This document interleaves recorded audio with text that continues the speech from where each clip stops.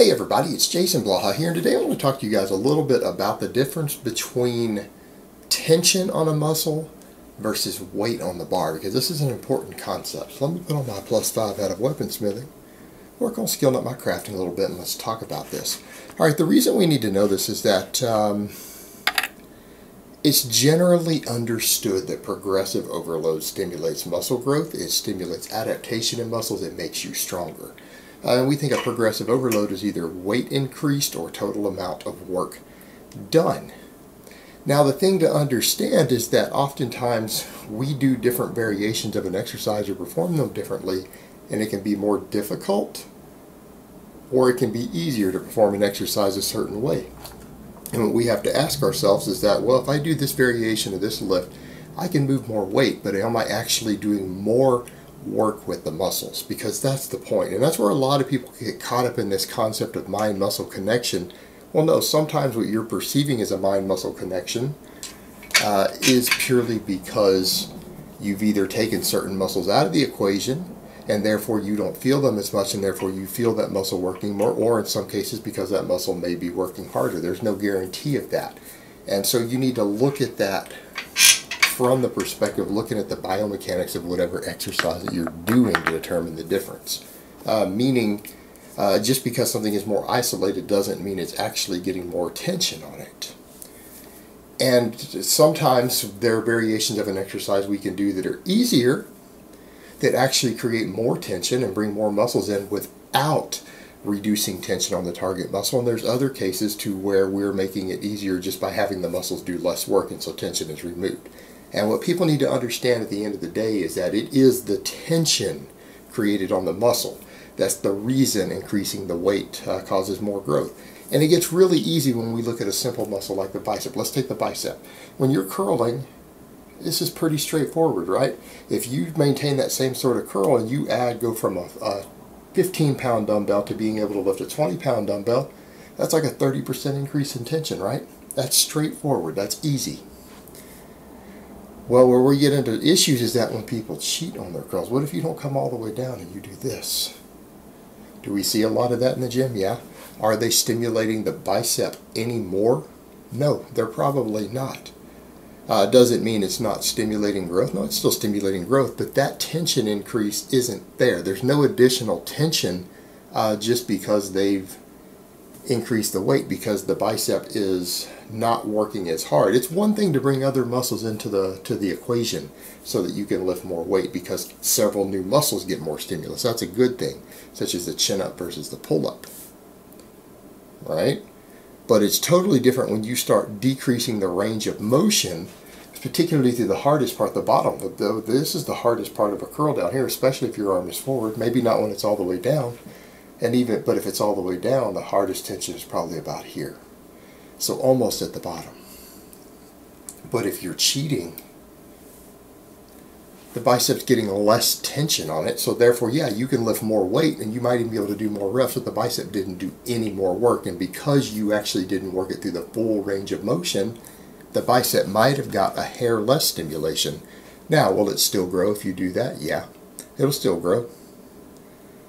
Might be losing 1 or 2% of your potential growth because you're shortening the range of motion and not working the muscle through all the joint angles. There might be a slight loss of growth right there, but you can still stimulate growth. It'll still work. Not ideal. Another example, how about when we take the chin-up versus the pull-up in the back? Now that's an interesting one, because when you have people go do dead hang chin-ups versus a dead hang pull-up, the chin-up being underhand grip, right? You pull up versus overhand grip where you pull up. Pretty straightforward. I think most people grasp the concept. When you test people on it, most people are slightly stronger on the chin-up. Now, a lot of people might say, well, if you're stronger on the variation, what's causing it?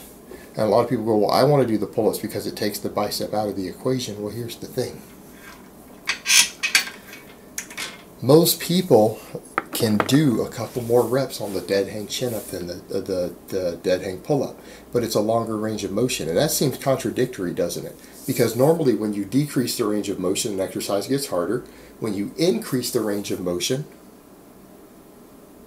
it gets harder, but when you, yeah, it's more difficult.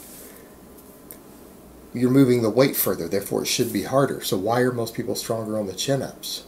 Well, it's because the back doesn't get removed, meaning this is an example of adding extra muscles in and giving them more leverage increases the weight you can lift without reducing tension. Because honestly, anyone who's ever gotten really strong on weighted chin-ups from a dead hang, have you ever seen them with bad back development? I want people to think on that for a moment. Have you ever met anyone who can do weighted chin-ups with a respectable amount of weight and volume who has an underdeveloped set of lats? Just think back historically. Anyone you know, no, they usually have pretty good lats. The chin-ups don't remove lat involvement. They add extra bicep work. And you'll get people who will say things like, well, you know, I'm there to have the back work on that workout. I don't care about stimulating biceps. I don't want them to be a limiting factor, but they're not a limiting factor. They're just helping with the workload.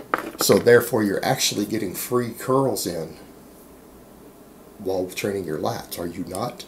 It's the best of both worlds. And that's an example of the reason, even though the range of motion is slightly longer, particularly with the narrow grip here versus out here, you have to move your body further. So you're doing more work with the same tension being placed on the lats, but you're able to do more work because the biceps are able to be recruited tremendously more. Tremendously more.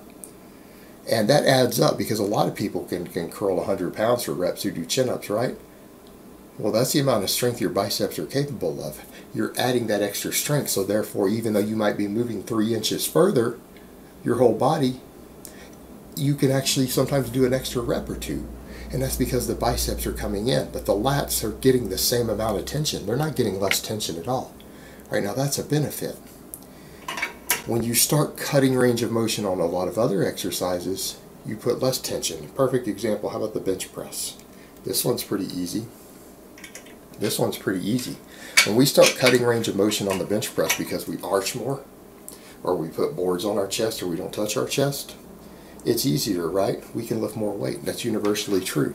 And anyone who doesn't believe that, go test different boards. Go to a powerlifting gym and do a board press. Put 1 board on your chest, 2 board on your chest, 3 board on your chest.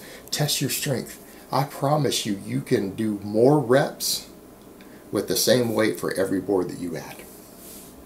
Or you can add sometimes 20 pounds to the bar for 1, 2, 3 reps or whatever you happen to do for each board that you add. It gets easier because you're doing less work and you're removing the hardest part. The bottom of the bench press is the hardest. The chest has to work the hardest there.